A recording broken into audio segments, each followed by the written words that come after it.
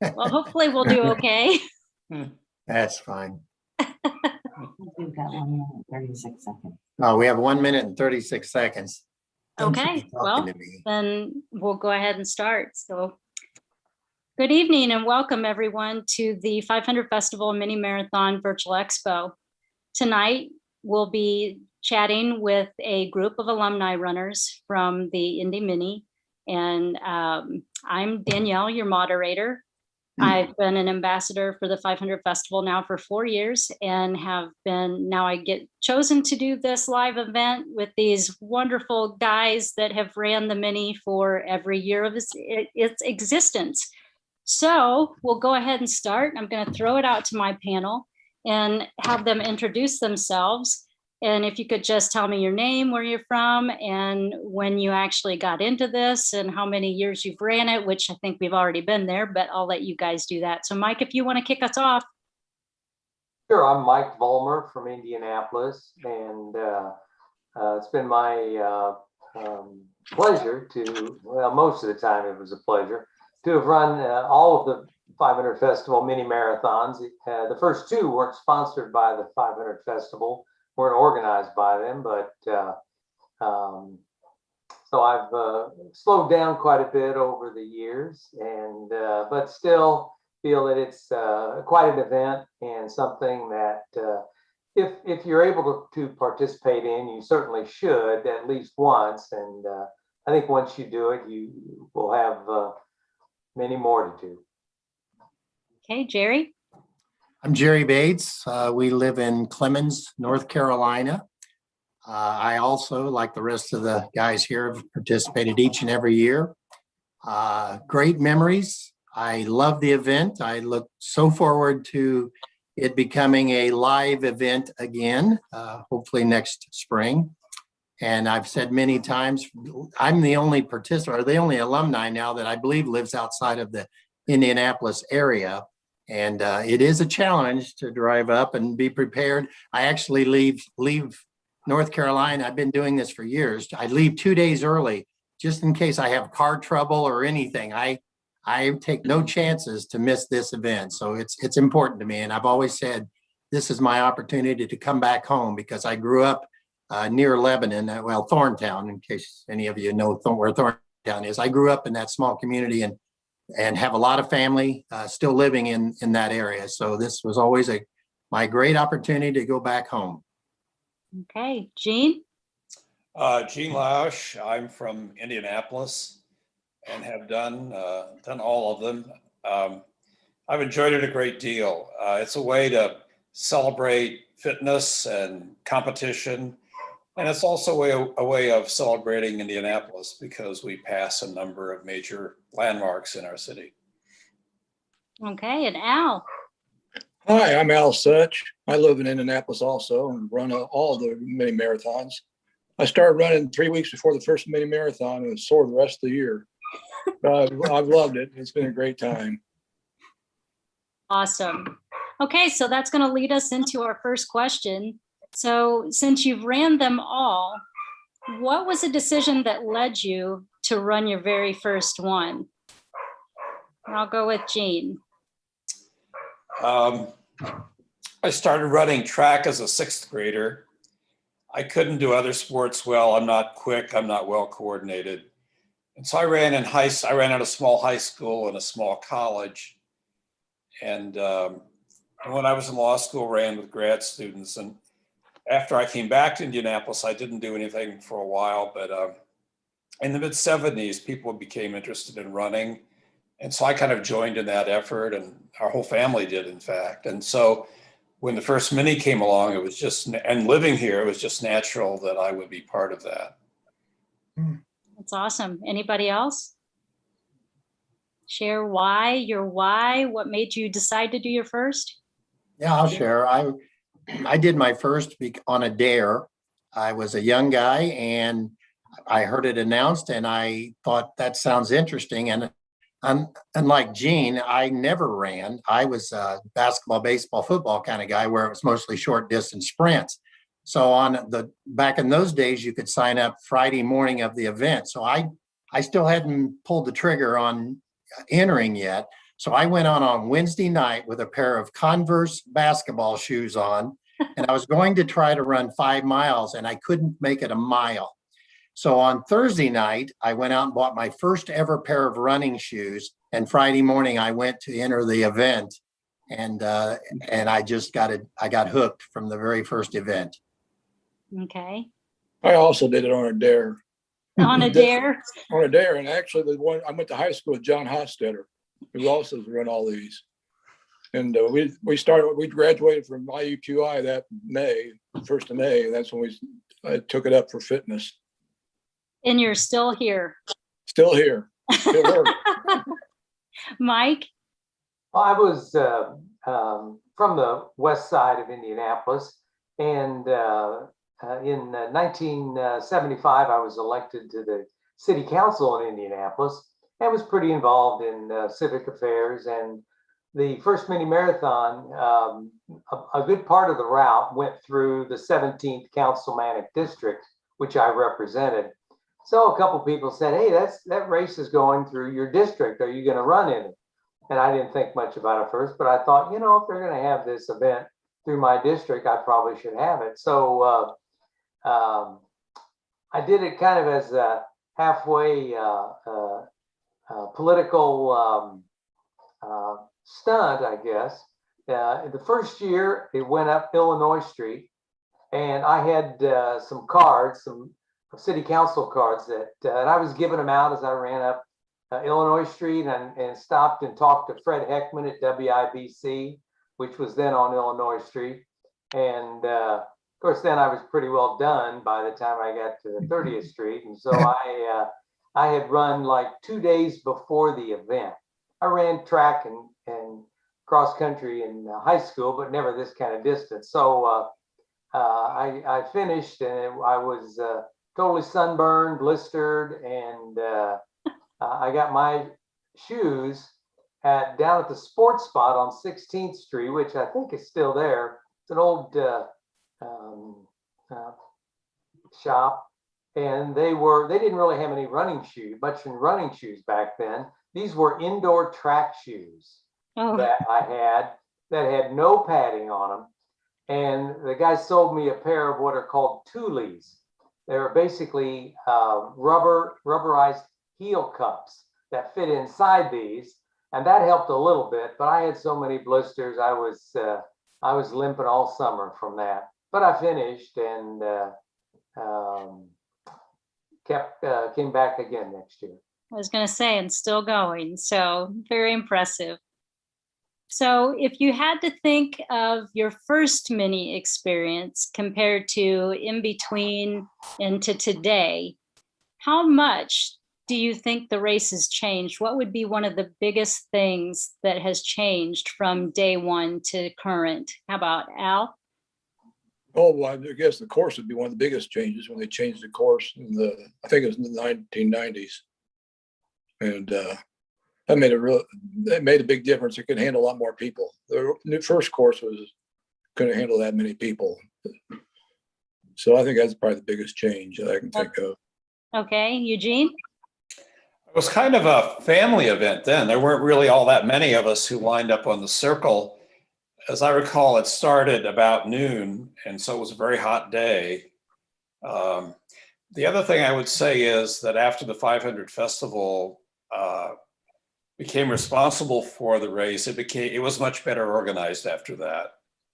We had more water stops, more accurate measurements, better publicity, but it was wonderful that it was done then.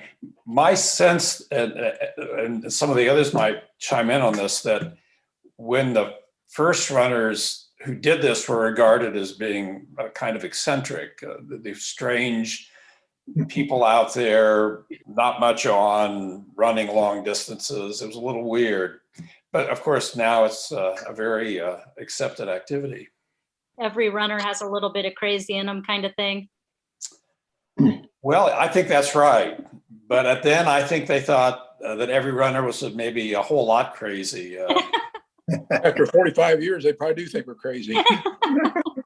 Good point. Good point. Jerry, how about you?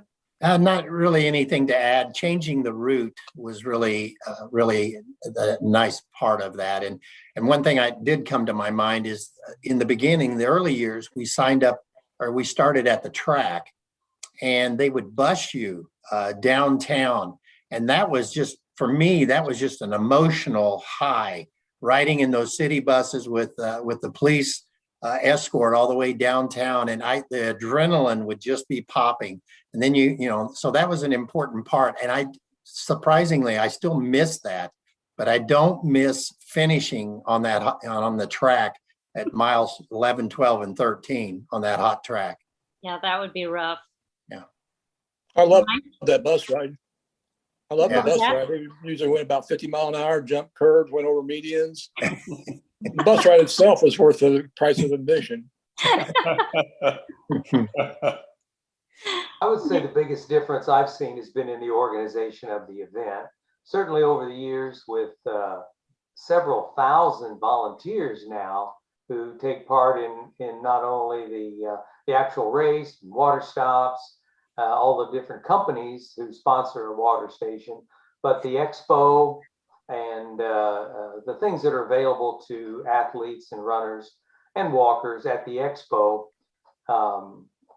has been a big plus. The training series, of course. So really, you can get a whole wealth of support for running the Mini just through the 500 festival events that are organized around the Mini Marathon.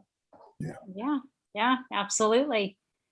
Okay, so now that we know that there's some here that may not like the track and they're glad that it's not at the end anymore, what would your favorite part of the race be? And we'll go with Mike.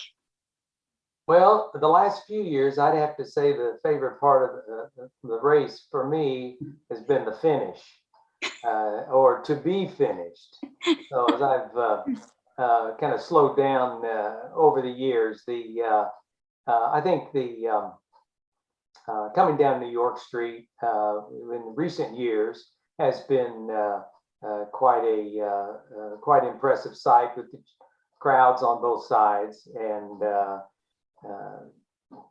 just finishing in like a big arena type atmosphere. For most people, including myself, are not going to be in a big stadium or stage or Olympics or anything like that on the national stage even. But so I used to tell people when I talked to the different training groups years ago, that for most people, this is their Olympics. This is their, big event that they can feel good about after they've completed it. Absolutely. Jerry? No, I would totally agree. For me, even from the first year on, it's always been about that finish. It is quite an accomplishment, and I'm a goal setter. So I have times I'm watching my watch, I'm taking all that in, and to get to that finish and have that crowd from blocks up start really, really encouraging you on. That's the part for me. I love that crowd at the finish. Agreed. Hey, Gene? I have a little different answer. I always liked mile 11 and 12. For the glory of the finish. We used to run toward the end on starting on 16th Street, which is kind of a gritty street, and running in mile 10, 11, 12. It's a gritty time. You're feeling kind of down and hurting, and everyone around you is slowing down, and it's a time to really kind of pick it up and run harder. That's the part I liked. Awesome. Al? That's the part I don't like. I think most would agree. I try to pick it up, but I can't. I guess of course we have now, I guess Main Street would be one of my favorite spots, just running on Main Street. And also just all the supporters along the whole route, actually. It's just amazing to me. Yeah. Yep. A lot of good crowd support, that's for sure.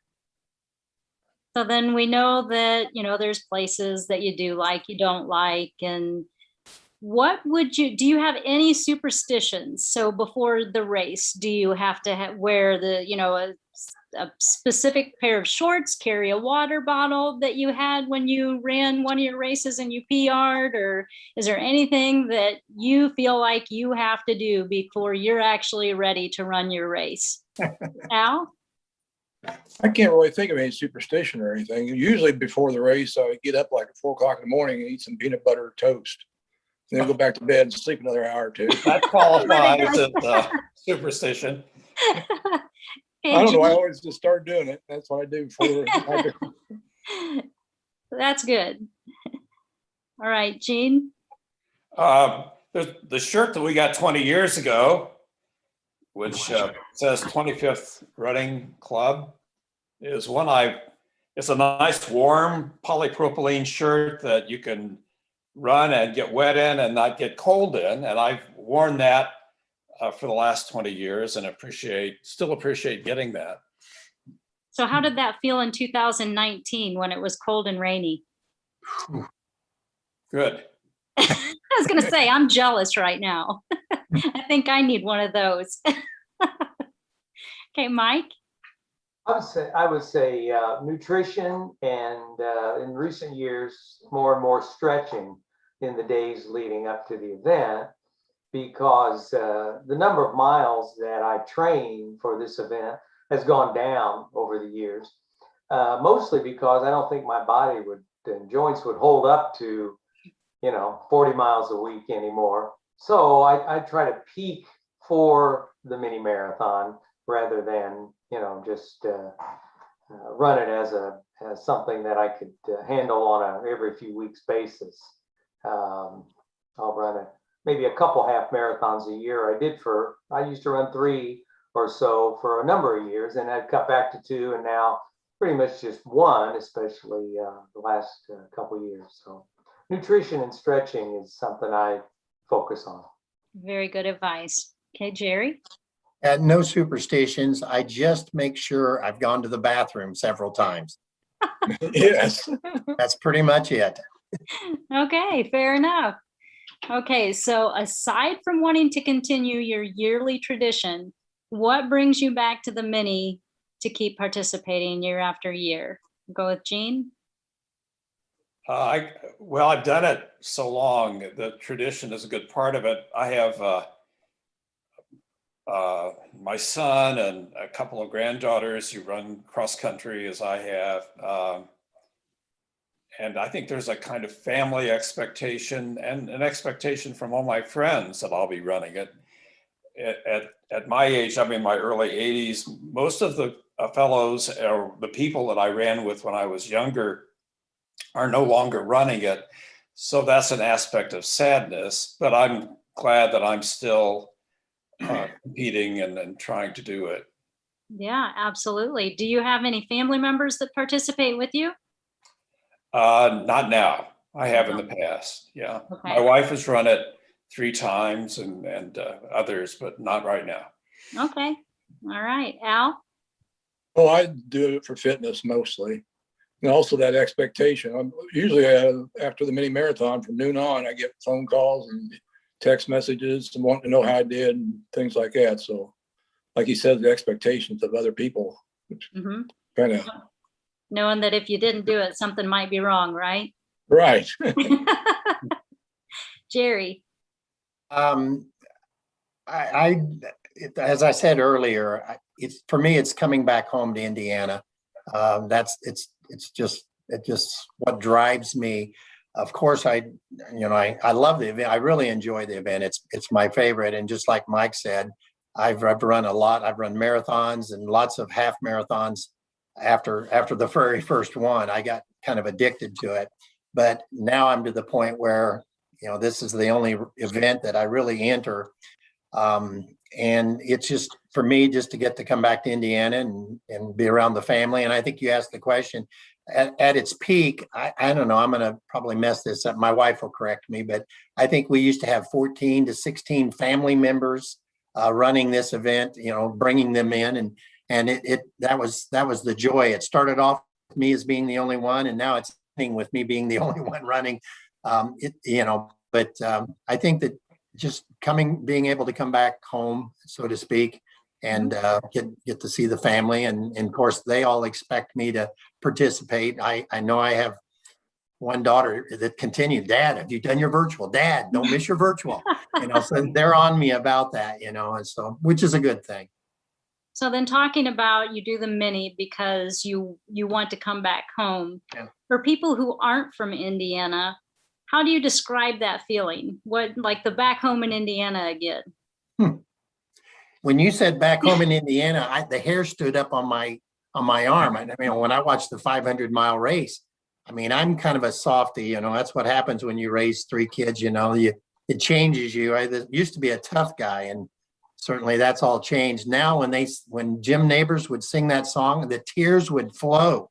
Yeah. And it's the same way when we stand at that start line with all those crowds in the corrals. I'm telling you, just now the hair standing up on my arm, just thinking about getting ready to take off with all those people. There's just something about it. And I've done other events, large events, but there's just something unique about coming to Indianapolis. And, the crowd support, I think that was spoken about earlier. There's so much support all along the way, including inside the track. They've gone to great lengths to make sure there's people cheering you on inside the track, because as it was said earlier, that used to just be barren. You'd finish and nobody was in there, and it became pretty difficult. But now they go to great lengths to have young girls. Now, not that that's bad. I mean, just saying young cheerleaders that's full of energy, because by then, oftentimes, our energy is starting to fall away. But I don't know. I think that no one would ever be disappointed to participate in this event. It's well run. Yeah. All right, Mike. Well, I would just say that as I've gotten older, I've realized that movement is the antidote to feeling like you're getting older. And even when I was training, I was never and had a cold or didn't feel well. I never felt worse after a training run than I did before. And I worked for many years at St. Francis Hospital.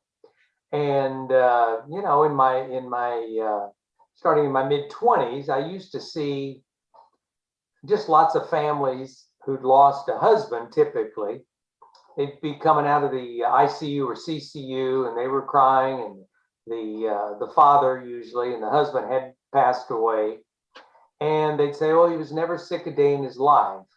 But, typically that person was overweight, had a type A personality, was in a stressful position, didn't get any exercise. And, after seeing a number of those, I put 2 and 2 together and thought, I think this movement, I need to do something throughout my life so I don't gain weight or get too stressed or try to keep feeling like I don't feel like I'm getting older. And that I think has given me the motivation, and the mini certainly gives you a goal, gives you something to shoot for.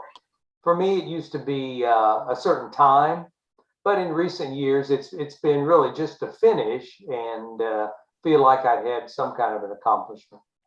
Yeah, good.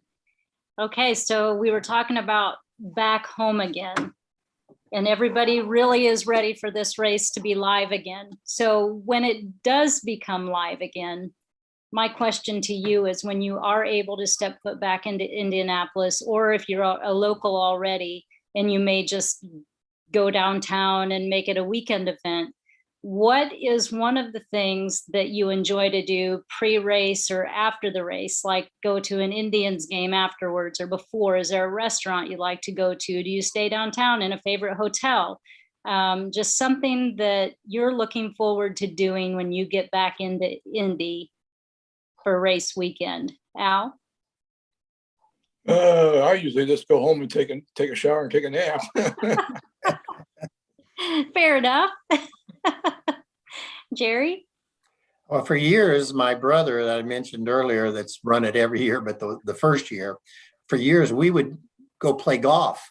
And it started out, we'd finish the race, bolt, he lives in Speedway, so we'd get to our parked cars and we'd get to his house, clean up and go play golf. And we used to walk and carry our bags.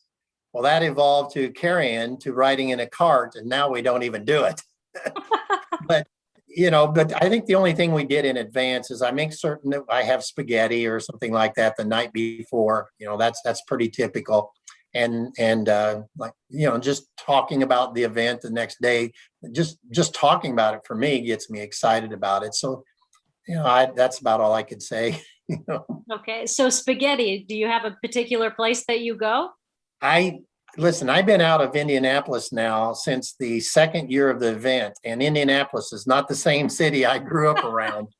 So I couldn't begin to tell you the names of some of the restaurants, that we try to. They're usually so crowded. I rely on my brother who's lived here his whole life in Indianapolis. So he takes us to somewhere. I don't know the names anymore. Okay, fair enough. How about Gene?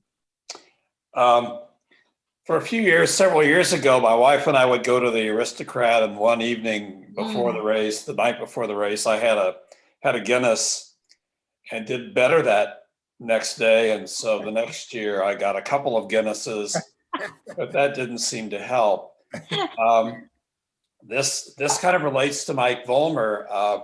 One of the things I've always really looked forward to are I hope you pass this along, Mike, the chocolate chip cookies, the legendary chocolate chip cookies. To me, that's kind of the most immediate reward for running the race. You go around the turn and there are chocolate chip cookies, and I've always looked forward to that. Yeah, we have those chocolate chip cookies. We have our race planned for tomorrow in Speedway, and we've got chocolate chip cookies. So, yep, you can't be without those. Mike? What Gene's referring to is how the chocolate chip cookies got started. At St. Francis, I was one of the vice presidents for a number of years and started the sports medicine department at St. Francis in 1980. And we were looking for ways because hospitals, used to just take care of sick people. Well, that's changed so that hospitals now are involved in helping prevent disease. Now, I'd say hospitals still make most of their money off of curing disease or fixing people, but sports medicine had started in St. Francis. St. Vincent was the first hospital that started a program. We came along shortly after, and one of the ways to promote the St. Francis Sports Medicine Department program was to sponsor athletic events. So we started, and since I ran, I thought, well, that'd be good. So we started sponsoring local running events. Then the mini marathon that I had participated in was looking for some sponsors. So I convinced St. Francis Hospital to start sponsoring the mini marathon. I think it was in '83. And St. Francis, who is still a sponsor of the mini marathon, is the longest continuous sponsor by far of the mini marathon. And of course, since I ran the event every year, the first number of years, as has been alluded to by our other panelists, the track, there was really no support on the track because the Speedway, although Tony Holman was one of the originators of the idea of having the run go around the track, they were very particular about not making a mess on the track during the mini, which for the first 15 or 20 years was on the Friday before the 500 festival race. So everything was cleaned up, tidied up. They didn't want a bunch of sweaty runners to be dropping things or nutrition or drinks on the track. So there was not only no Gatorade or on the track, there was no water on the track for a number of years. So, and at the end, when you finished the first few years, if they had any water left, well, you could have some, or you could get it from the hose behind the gasoline alley.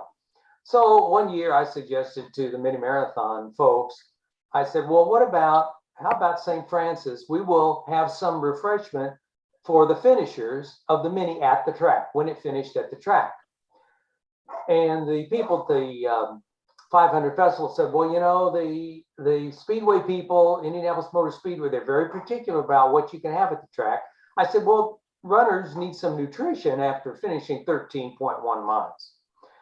So they thought about it and they came back and they said, okay, I said, St. Francis will pay for it. And we had our big 40-foot wellness van at the time that was also a nice advertisement for our hospital. So they said, okay, you can pass out some nutrition at the end, but it cannot have a wrapper. It cannot have a container. It cannot have a core. It cannot have a skin. It cannot have a seed that can mess up our nice Indianapolis Motor Speedway 2 days before the 500. So I thought, well, what are we going to give them? Can't be an apple, can't be a banana, can't be a bottle of water. So I thought, well, everybody likes chocolate chip cookies. I said, how about if we hand out chocolate chip cookies? And the Joe Houck, longtime director of the 500 Festival, said, those don't come in a wrapper, do they? I said, no, they don't. We'll buy them in bulk, and St. Francis personnel will hand them out to each person, and they'll have food service gloves on, and there won't be anything left of the cookie. And if there is, the birds will eat it that same day at the track. So they said, okay, you can hand out chocolate chip cookies. And ever since, St. Francis has provided chocolate chip cookies to the finishers. And for a number of years, that was the only nutritional item, the only food item at the end. They added water, they added Gatorade, Marsh came along, and Lay's potato chips, I think, and fruit cups, which are all good, but the cookies are still there. That's how the cookies came to be given out at the end of the mini. That's an awesome story. Now I know who to always think of when you get that chocolate chip cookie at the end. I did not know that story. That's great.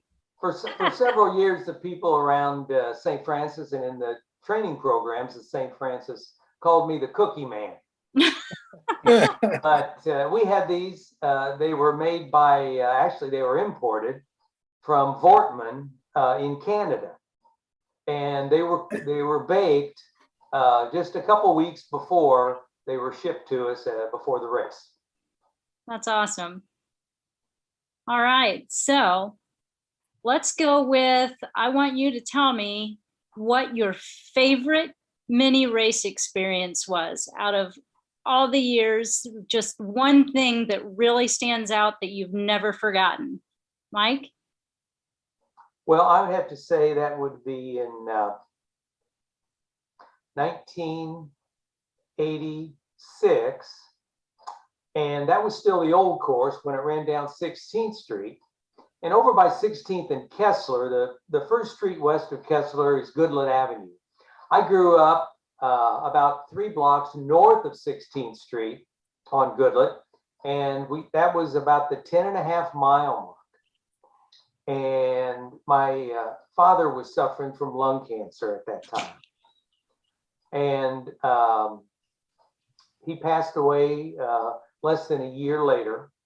And for the last couple of years, he was pretty much confined to a wheelchair. And lung cancer from smoking for a number of years. And my parents, as well as my whole family, and as well as my wife now, have been very supportive of me. My mother used to come down at 16th Street, used to walk down and hand me a water or ice as I passed that. In 1986, she got my dad down there to 16th Street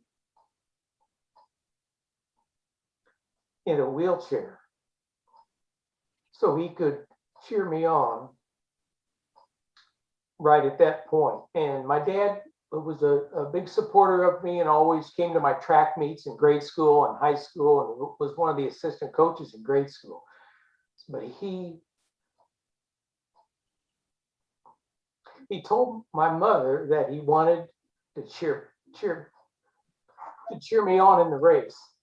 So she got him down there in a wheelchair at 16th Street in Goodlet so he could cheer me on. I stopped and hugged him, of course, at the time. And the last 5K, I think I ran faster than I've ever run the last 5K in a mini. So that probably has been the most impactful memory of me for all the minis. That is awesome. Thank you for sharing. That is fantastic. Jerry? Well, two come to my mind. I'll be quick on it. The first one, of course, because the way I went about entering the event, the signing up the morning of and standing in the hot sun to get signed up, and then actually running 13 miles, 13.1 without stopping once on a brand new pair of shoes.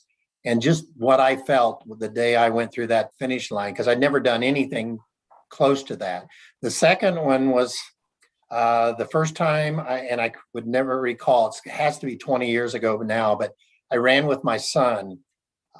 He wanted to run with Dad. And at that time, he was probably 11 or 12 years old. He was, I think that was his age. And we ran together, and he'd never run, obviously, anything like that. So we were clipping along. After about 8 miles, we were our 6 miles, we were at about an 8-minute pace per mile. And he had never run. And he said, "Oh, Dad," I'd say, "Adam, are you okay? Are you okay?" He said, I'm okay, Dad. I'm doing fine." Within we were going around the track. It was one of the years when they first transitioned. Well, anyway, that's when we used to go the opposite direction past Charlie's Pancake House. We used to go the different to that. Anyway, we come out of the track, and he has to go to the bathroom, and he's got to go really bad, and it hit him very quickly. And so I'll always remember that, because to this day, every time we run through the Speedway area there, where I look over at Charlie's Pancake, it is a memory. We went in there, and as we all know, as long distance runners, oftentimes you really got to go, and you can't go when you get the opportunity. So he goes into Charlie's Pancake House, and they directed him immediately to where the restrooms were, and he couldn't go. And we waited, and I'm dying because I'm standing inside the restaurant watching hundreds of people go by, and I'm going. And so we finally got going, and that was the toughest final few miles we've ever had to run, with him having to go to the bathroom. But it was a great memory for me to run with my son for the first time. That's awesome. Al? Well, the first few minis, there wasn't very many water stations. So we always, night before the mini, used to get with my mom and my brother and sisters and strategize where they would meet us at certain mile points at certain times with water and nourishments. So that's probably my biggest memory. Okay. Another memory I have is about 15 years ago, I was running about mile 2. I ran into this group of young ladies. They looked like college age, and they were singing Billy Joel's "We Didn't Start the Fire" perfectly. They did that for over a mile. I couldn't believe it. There's always support everywhere, whether it's on the course with you or if it's on the side cheering you on, right? Right. And Gene?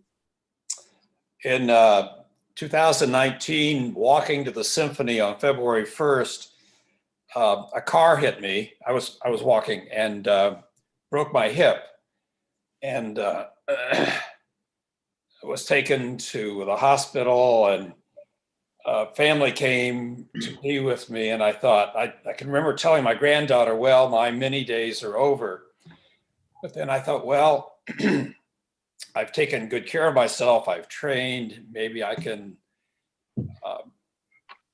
work on that. After all, I got my hip repaired with an implant, and a rod was stuck in my hip, and started physical therapy and worked as hard as I could at it.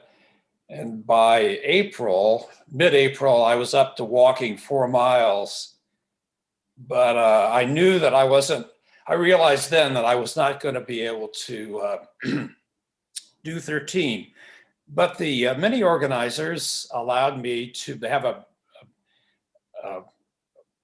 way of allowing someone in that kind of situation to be pushed and for a portion of the race. And so someone borrowed this garish cart that had been used previously. And some students who are now seniors in high school who I'd coached in middle school as distance runners, and my son and my granddaughter pushed me during the race for 6 of the miles. And I walked 7.1 and finished. And so that was clearly my most memorable race. That is awesome. That you guys are amazing. I loved every one of them. So I'm getting chills just listening to you guys, the stories and the things that have happened, and, you know, emotional, and they're sad and funny and just things that will always be with you. And these are things that I think that the participants of today need to hear, especially, you know, having parents be able to come to along the course and cheer you on. It means so much. And then, Jean, you showed that's runner determination. I mean, what else is it? We all, I think, have that in us. You know, there's either that stubborn part, or, you know, you just know it's not the end and you're still gonna plug along. So that's just amazing. Okay, so quickly, one thing that I really did want to get to, I want to know, how do you personalize your virtual mini course to try to make it as close to the mini as you can at home somewhere else? So, you know, it might be a starting point, or something that you do, an after party, or food you serve, something like that. So Al?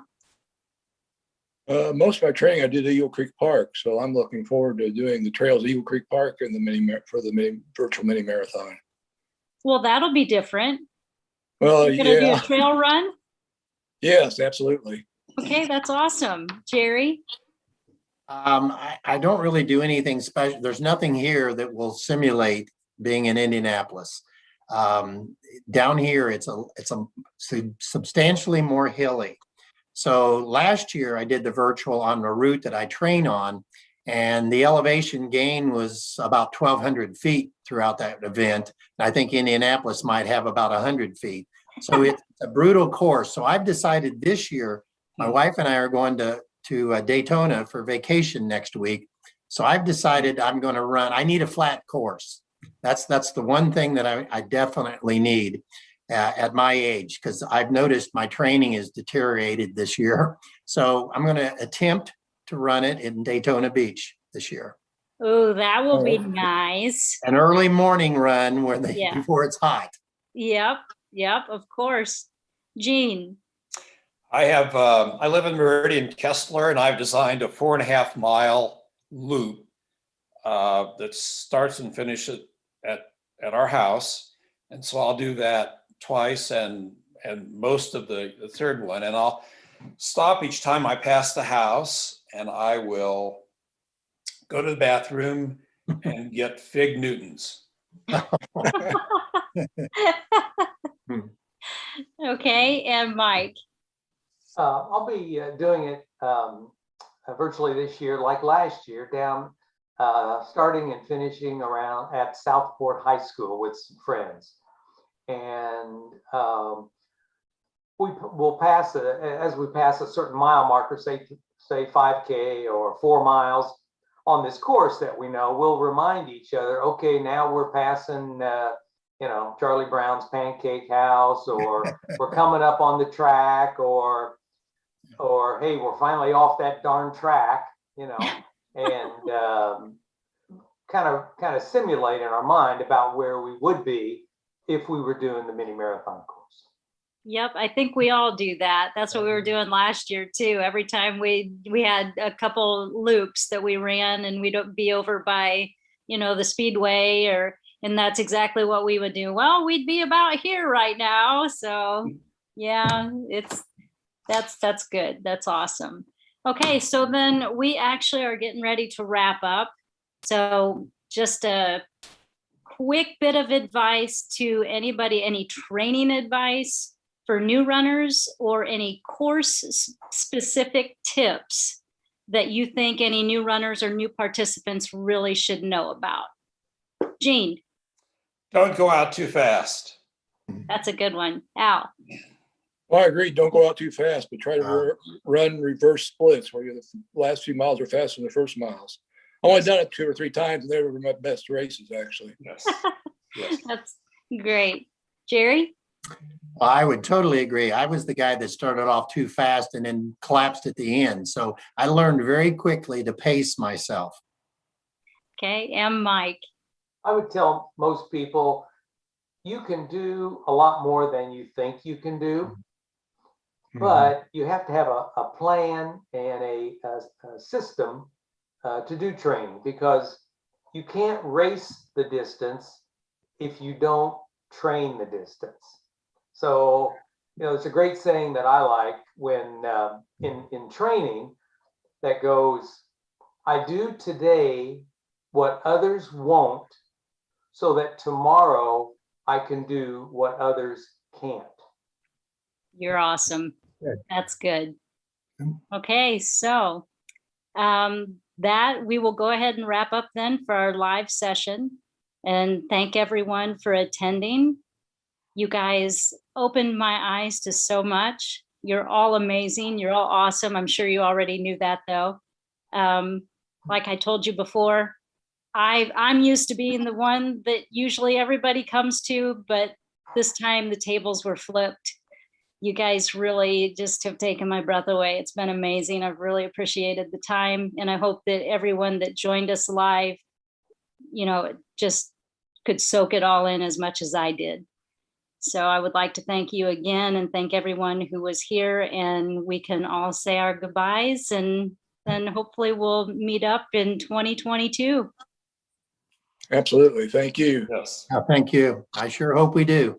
Okay. Happy running and walking. Yes, you too. You guys all have a good race. Thank you. Thank you again. Bye-bye. Bye-bye.